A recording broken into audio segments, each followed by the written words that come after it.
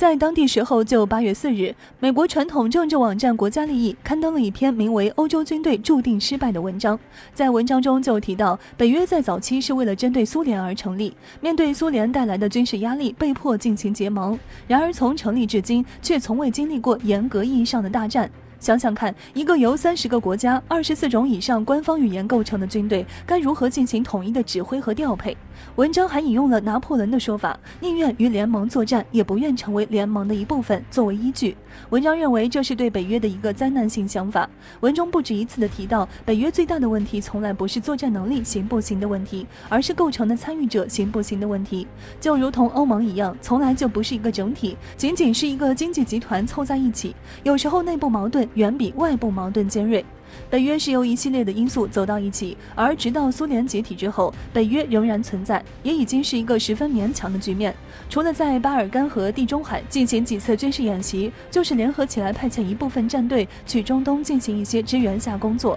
除此之外，北约其实做不了太多事情。文章中还进行了假设，如果在越南战争中的最后几年，美国要求北约成员国全部介入越南战争，可能后来就不会再有北约了。文章提到，让北约派出小股部队参与到国际范围的维和任务、人道主义救援任务，甚至是向东欧地区派遣部队进行政治意义上的施压，这些北约都能够完成。但是涉及到类似于像俄罗斯或者中国这样的国家进行正面作战，北约很可能注定失败。北约需要面对的问题，与其说是军事问题，不如说是政治问题。实际上，美媒也提到，作为北约构成的主题，欧洲国家自2战以后，军事力量发展远远滞后于自己的经济状况。现代化战争中的各类战场支援力量，因此，如果真的爆发大规模战争，北约的作战力量可能远远低于外界的预期，战斗能力堪忧。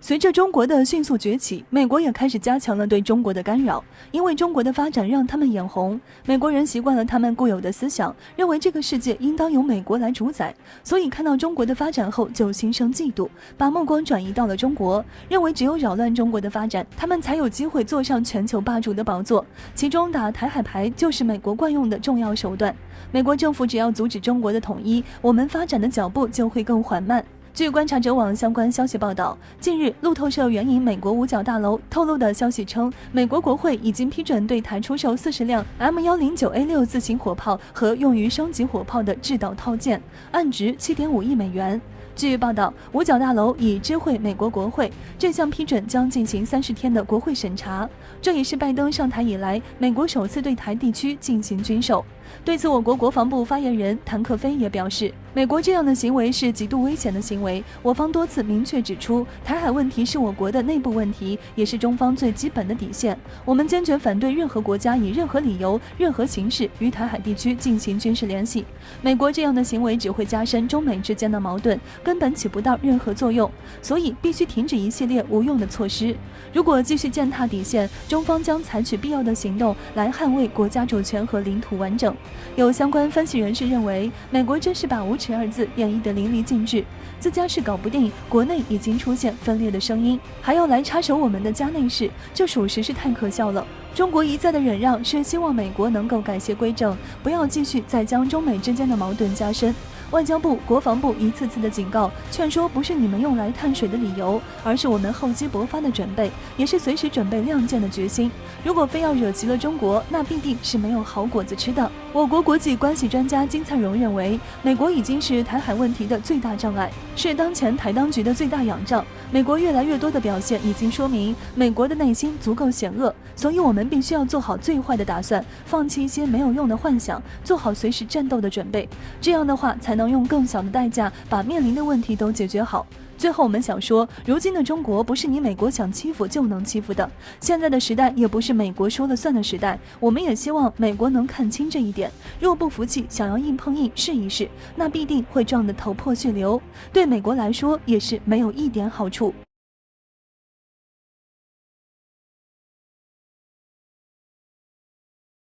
美国海军近期举行了一场横跨17个时区、涉及欧亚非3大洲的相关海域的超大规模军事演习。此项演习被美军命名为大规模演习21。据美国官方透露，此次演习还将从3号持续到16号，共计将出动36艘各类大型舰艇，并且还有50艘其他舰船通过虚拟网络的形式参与到这次演习中来，共有2.5万名官兵参与到此次演习中。据美国舰队司令部司令格雷迪透露，美军此举是为了保证在未来的大国冲突中，保证美国海军对敌人的优势地位，未来还会举行更多的此类演习，并且还将邀请盟友参加。近年来，美军和其盟友演习不断，从黑海到印度洋，从印度洋到太平洋，美军和其盟友在这些海域演习就如同家常便饭一般。为什么这次还要大费周章地搞一个超大规模的全球性的军事演习？有分析人士称，美军这是要向中俄传递信息，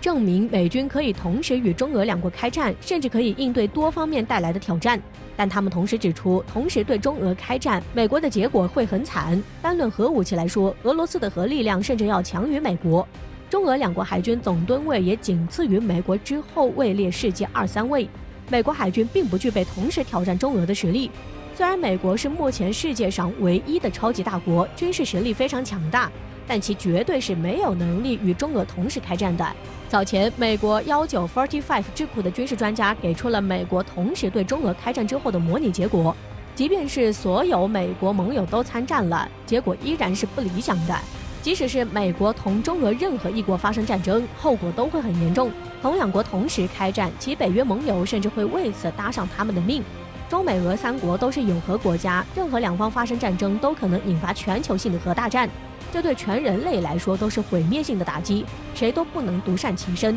就算不爆发核战，中美这两个经济总量超过全球的40%的庞然大物发生冲突，对世界造成的冲击也是毁灭性的。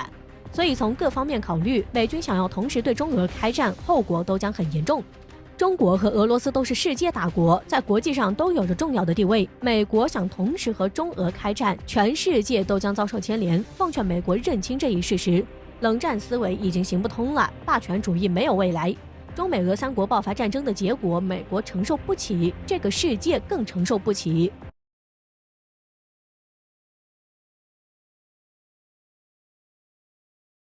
近年来，我国的综合实力迅速发展，引起了国际社会的广泛关注，而在军事方面的成就更是尤为显著。不过，这也引起了美国的眼红和嫉妒，因此找各种理由来针对中国，不断在国际社会上抹黑中国的形象。然后跟在美国身后的印度也是分不清高低，有了一点小成就就开始坐不住了。近日，据《环球时报》相关消息报道，印度首艘航母维克兰特号于4号首次海上试航。印度军方称，这艘航母预计在2022年上半年服役。据报道，维克兰特号航母是印度史上第1艘国产航母。对此，印度国防部长辛格也发文配图称，这是印度历史上的里程碑，也是让印度人感到自豪的重大成就。但在同一时间，印度媒体就有点骄傲自满了。在美国批准向印度海军出售鱼叉超视距导弹以及相关设备之后，印度亚洲时报就报道称，如今印度的航母已经成功海试，现在又购进导弹，印度完全可以在印度洋中有能力对抗中国了。当下，中国正在日益增强在印度洋地区的影响力，而维克兰特航母和鱼叉导弹可以有效地提高印度海军的作战能力，用来对付中国。有相关分析人士认为，印度有一点小成就就开始坐不住了。印度海军虽然迎来了史上的第1艘航母，但是和中国相比还是有一定的差距。毕竟中国的第3艘航母都快要建造完成了，所以完全没有必要来夸大印度海军的实力。我国无异于在其他国际海域提升自己的影响力，我们只是想发展我国的综合实力，从而不会被某些西方国家来干扰。而印度媒体肆意渲染和中国对抗，就有点小题大做了，并且想和中国对抗，印度的实力还是差一点的。对此，美国动力网站战区专栏报道称，印度能够有1艘可靠的航母，对印度军队来说是一个不错的消息，而且对于在印太地区对抗中国来说，可能也会发挥积极的军事作用。但是印度不能忘记，中国也在推进自己的航母设计与建造，并且中国现在在该领域的发展已经完全超过了印度，并且这种遥遥领先的趋势很可能会继续持续很长一段时间。所以说，印度以及印度媒体应该看清当前的局势，不要以为有美国撑腰就可以为所欲为。要想到，如果美国一旦脱身，印度应该怎样解决中印关系？因为以印度的军事实力，还不能对中国造成太大的威胁。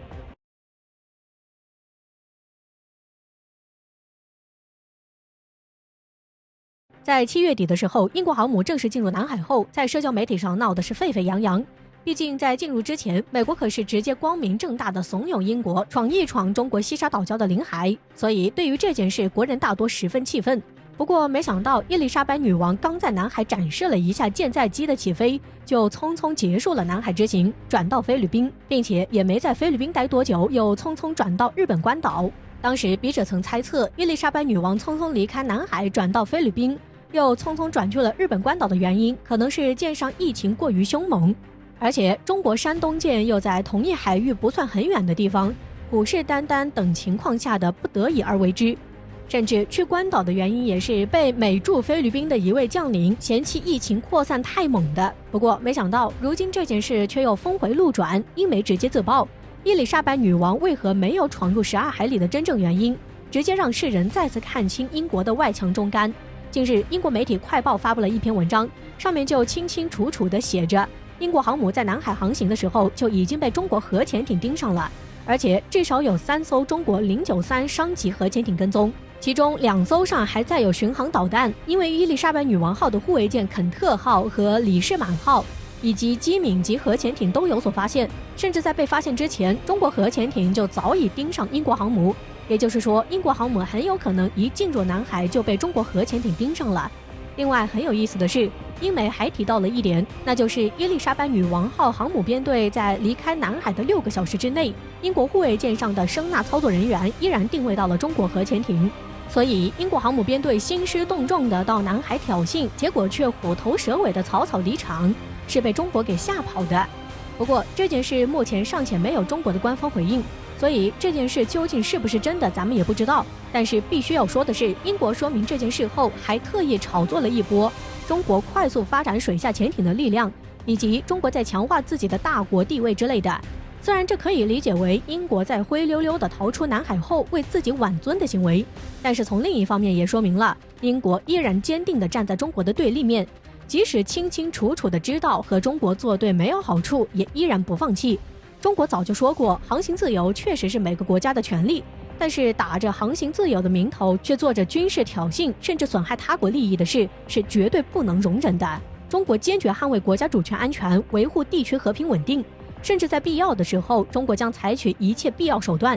所以既然英国胆敢挑衅，那么中国采取的措施都是正常的。